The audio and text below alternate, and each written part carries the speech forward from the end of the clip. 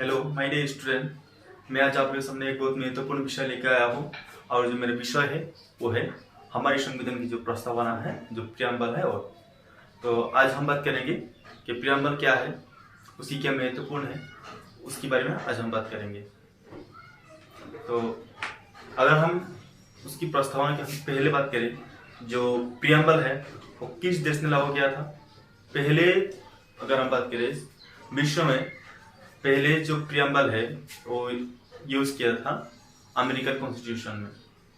The American constitution first use the preamble as part of constitution, और उसी preamble से प्रेरित होकर भारत और बहुत सारे देश ने उसे अपने संविधान में उसे एडॉप्ट किया है। तो हम कभी कभी प्रश्न आ सकता है एग्जाम्पल कि जो प्रियम्बल है वो क्या है, उसके बारे में बात करेंगे। और सबसे पहले किस कंट्री ने इस किया था, वो है यूनाइटेड स्टेट ऑफ अमेरिका ने जो प्रियम्बल है, प्रस्तावना है, वो पहले अपने संविधान पर वो एडॉप्ट किया था।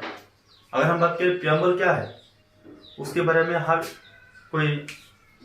एक तरह डेफिनेशन दे सकते हैं। उसके भीतर में एक बहुत महत्वपूर्ण विषय है जो बाबा साहेब अम्बेडकर ने दिया था। जो डेफिनेशन है वो क्या है, मैं आपको पढ़ कर सुना देता हूँ, शायद नहीं क्लियरली आया नहीं होगा। देख सकते हैं, it was indeed the way of life which recognize liberty, equality and fraternity as a principle of life. आप देख सकते हैं, liberty, equality and fraternity as a principle of life. हर व्यक्ति की कुछ अपने जीवन में कुछ प्रिंसिपल होते हैं, और उस प्रिंसिपल को हम क्या कहते हैं, उस जो देख सकते हैं, लिबर्टी, इक्वलिटी, फ्रेटर्निटी। लिबर्टी का मतलब क्या है, स्वाधीनता। इक्वलिटी मतलब सबको बराबर से देखना, और फ्रेटर्निटी सब भाईचारा आपस में रखना। उन सब को क्या कहते हैं, किसी भी व्यक्ति की मूल भाषा होती है, जो कहते हैं मूल एम होती है। अगर ये रखे चलेगा तो जीवन में सफलता आएगा आपको।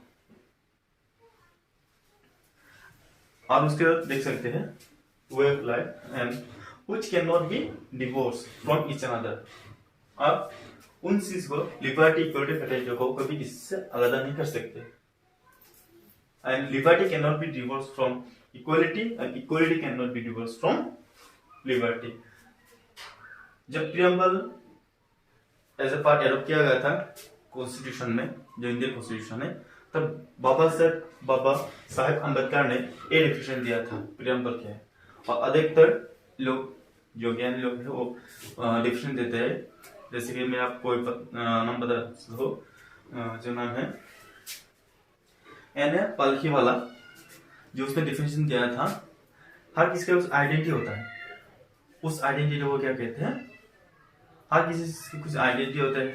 आपकी कुछ आइडेंटिटी होगी, हर चीज के लिए आइडेंटिटी होती है। जब कॉलेज में कुछ आइडेंटिटी क्या दिया जाता है, जैसे बुढ़ा आइडेंटिटी होती है, ठीक उसी तरह जो कॉन्स्टिट्यूशन के कॉन्स्टिट्यूशन का आइडेंटिटी हम कहते हो, उसका आइडेंटिटी होती है ये जो प्रियम्बल है। और preamble as identity of the every constitution.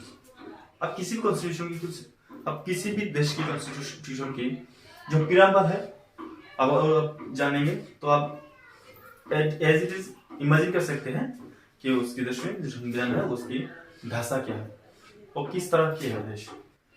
तो सिंपल से हम कह सकते हैं preamble as an identity of constitution. तो हम हमने देखा कि प्रियम्बल क्या है, उसके बारे में जो बाबा साहेब अम्बेडकर और जो ज्ञानी लोग है उससे क्या डेफिनेशन दिया है, आज मैं आपको बता चुकी हूँ। आगे देखते हैं कि हमारे संविधान की क्या महत्वपूर्ण, हमारे संविधान में जो प्रियम्बल का उसका क्या महत्वपूर्ण है, अब जानेंगे। मैं क्लीन कर देता हूँ। हमने अभी तक बात किया है तो प्रियम्बल क्या है, उसके बारे में लोग जो महत्वपूर्ण लोग हैं, जो ज्ञानी लोग हैं, उसने क्या डेफिनेशन दिया है। मैंने अभी आपसे कहा कि एन पालखी वाला ने क्या कहा था, प्रियम्बल आइडेंटिटी कहा था कॉन्स्टिट्यूशन की। और बाबा साहेब अम्बेडकर ने जो जीवन के जो महत्वपूर्ण कुछ विषय है, जैसे कि लिबर्टी, इक्वलिटी, फ्रेटर्निटी, उन सब चीजों में मिलके जो ढांचा होता है उसे क्या कहा जाता है, प्रियम्बल कहा जाता है। तो जो हम अगर बात करें तो जो preamble of the Indian constitution, जो प्रियम्बल जब कॉन्स्टिट्यूशन में ऐड किया गया था, एडॉप्ट किया गया था, तब बहुत सारे लोगों ने कंट्रीब्यूट किया था। उसके साथ हम बात कर सकते हैं जो बाबा साहब अम्बेडकर है, उसके साथ हम 2 लोग और बात उसके नाम ले सकते हैं, जैसे जवाहरलाल नेहरू एंड महात्मा गांधी। जवाहरलाल नेहरू प्लस महात्मा गांधी, उन दोनों की जो सूझ विषय थे पर लगभग एक ही थे, और वो दोनों मिलकर क्या बना, इंडिया को क्या बनाना चाहते थे, एक वेलफेयर स्टेट बनाना चाहते हैं। Welfare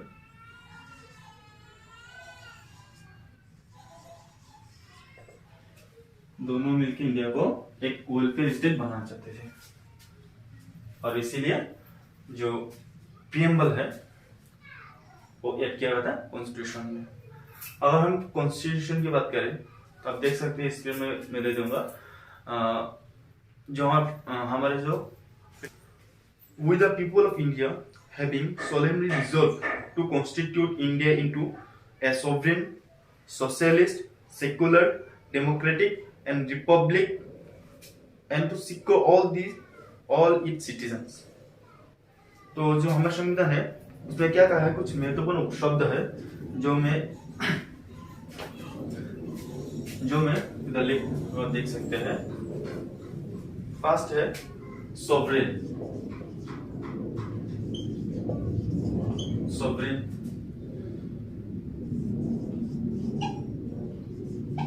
secular,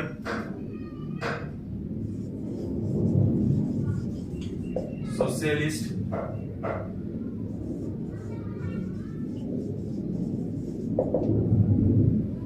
democratic and Republic.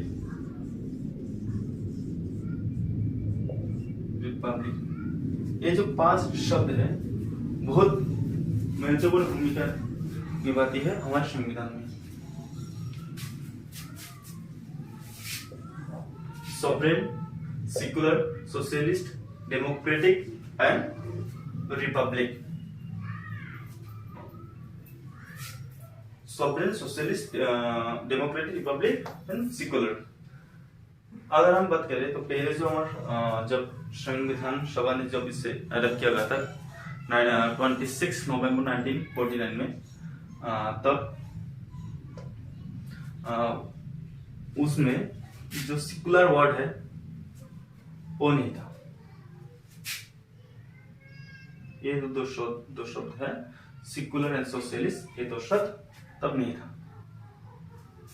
42nd amendment जब किया गया था 1972 में, तब 1-2 शब्द उसके साथ और ये और थी, इंटीग्रिटी,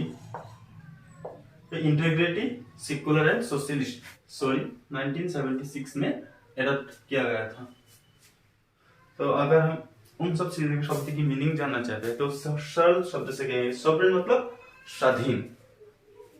हम अपने स्वाभिमान के लिए कुछ भी कर सकते हैं, हम अपने देश की स्वाभिमान रखने के लिए कुछ भी कर सकते हैं। With the people of India, हम अपने देश के जो सर है वो कभी झुकने नहीं देंगे। तो उसका मतलब है स्वाभिमान, जो हमें स्वतंत्रता है, हम अपने देश के हित में कुछ भी करने का, देश के हित में करने का स्वतंत्रता है। सेकेंड शब्द है सेकुलर। सेकुलर मतलब उसका सिंबल से कह सकते हैं, जैसे कि उसका कुछ भी धर्म नहीं होना है, राष्ट्र का कुछ भी धर्म नहीं है। The nation have no secular and no any religious, मतलब देश का कुछ स्पेशल रिलीजन नहीं होगा, सबको समान इक्वल दर्जा दिया जाएगा। थर्ड है सोशलिस्ट, सोशल विचारधारा जिसको कहते हैं, समाज की सेवा करना, एक सबकी कह सकते हैं सोशलिस्ट। डेमोक्रेटिक मतलब क्या होता है, जो हमारी जो हेड है उसे हम इलेक्ट करते हैं, वोट देके हम इसे इलेक्ट करते हैं। ये शब्द है डेमोक्रेटिक, उसको हम डेमोक्रेसी 2 तरह से बात कर सकते हैं, डायरेक्ट एंड इनडायरेक्ट। डायरेक्ट में क्या क्या पार्ट होगी उसकी, जो है रेफरेंडम के थ्रू भी हम उसे इलेक्ट किया जाता है। इनिशिएटिव या फिर रिकॉल, किसी को भी हम जो रिकॉल करके उसे जो गवर्नमेंट की जो पोजीशन दिया जाता है। और होते हैं इनडायरेक्ट। इनडायरेक्ट में क्या होता है, पार्लियामेंट्री होता है और प्रेसिडेंशियल होता है। तो हम सबको मालूम है कि हमारे जो देश है वो है इनडायरेक्ट डेमोक्रेसी है। और फोर्थ है रिपब्लिक। हम अभी मैंने बात किया सर, जो सेकुलर क्या है, सोवरेन क्या है, सोशलिस्ट क्या है, डेमोक्रेटिक क्या है, और अब हम जानेंगे कि रिपब्लिकन क्या है।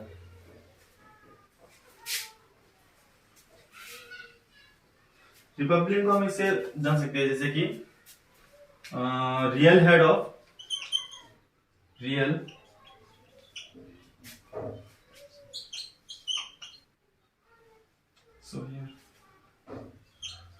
रियल हेड, जिसको हम किसको मानते हैं, पीएम, प्राइम मिनिस्टर को हम क्या कहते हैं, real head of the nation. और उसको हम क्या कहते हैं, हम उसे इलेक्ट करते हैं, elected by the people of individual people of India. और हम नॉमिनियल हेड की बात करें तो कौन आएगा, president.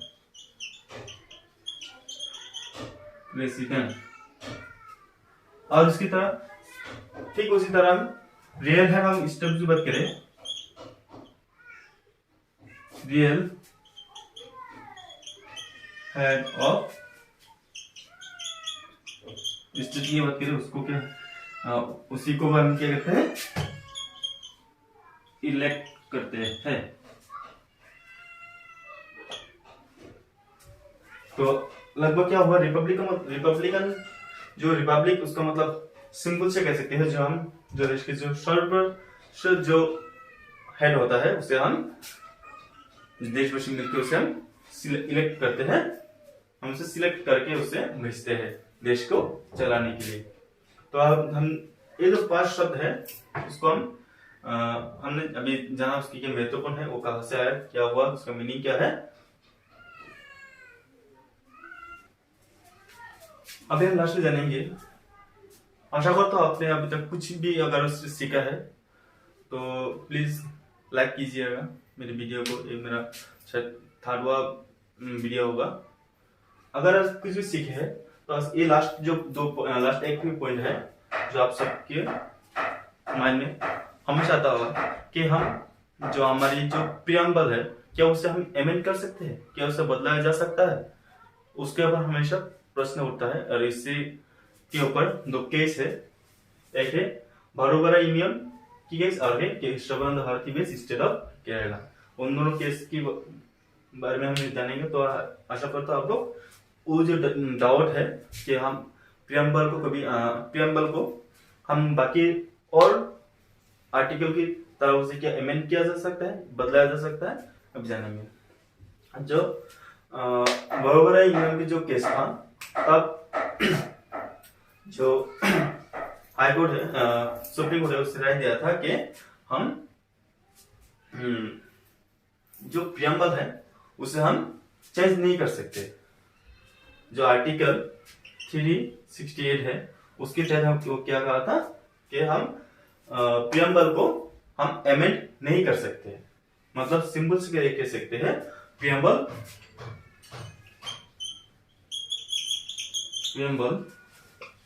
is not a part of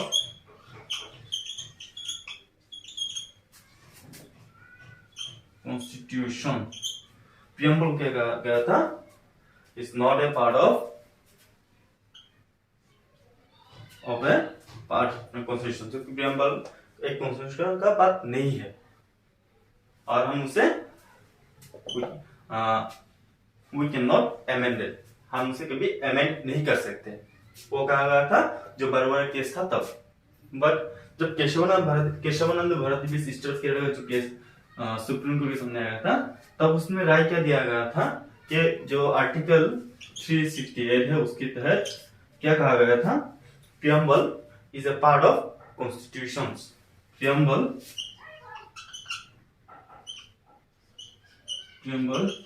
is a part of constitutions. ठीक है, लाइक जो अदर पार्ट्स है, जो आर्टिकल है, उसको क्या कहता है, जो कॉन्स्टिट्यूट असेंबली थी उसमें लाया गया था, डिबेट हुआ, उसके बाद ही अडॉप्ट किया गया था। तो इसी तरह जो प्रियम्बल है वो भी कॉन्स्टिट्यूशन में लगाया गया था और उसके बहुत से डिबेट हुए और उसके बाद उसे अडॉप्ट किया गया था।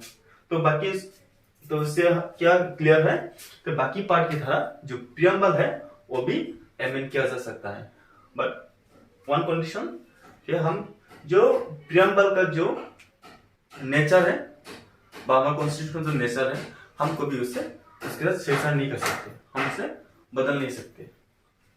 तो उस आर्टिकल के तहत हम क्या कर सकते हैं, प्रियम्बल को हम अमेंड कर सकते हैं, बट उसकी जो नेचर है हम उसे चेंज नहीं कर सकते। तो पहले क्या था कि हम ये जानते थे कि उसे हम चेंज नहीं कर सकते, बट जब केशवानंद भारती की जो केस आया तब क्लियर हो गया, क्योंकि हम प्रियम्बल को हम चेंज कर सकते हैं।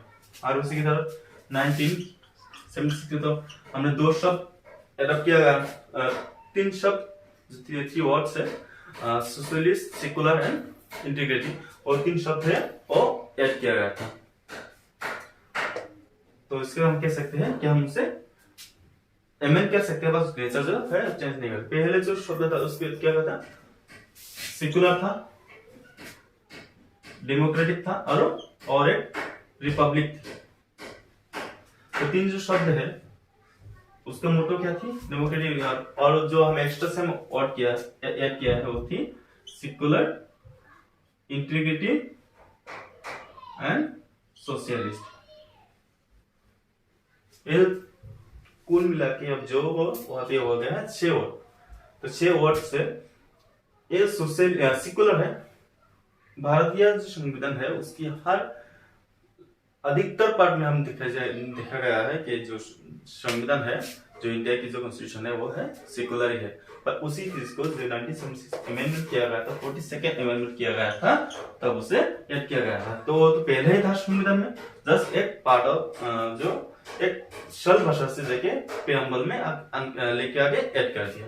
ठीक उसी तरह इंटीग्रिटी जो सॉवरेन है, उसकी तरह हम जो इंटीग्रिटी है, यूनिटी है, वो भी तो थी पहले से हमारे संविधान में, हर एक पॉइंट में ये मेंशन किया गया है।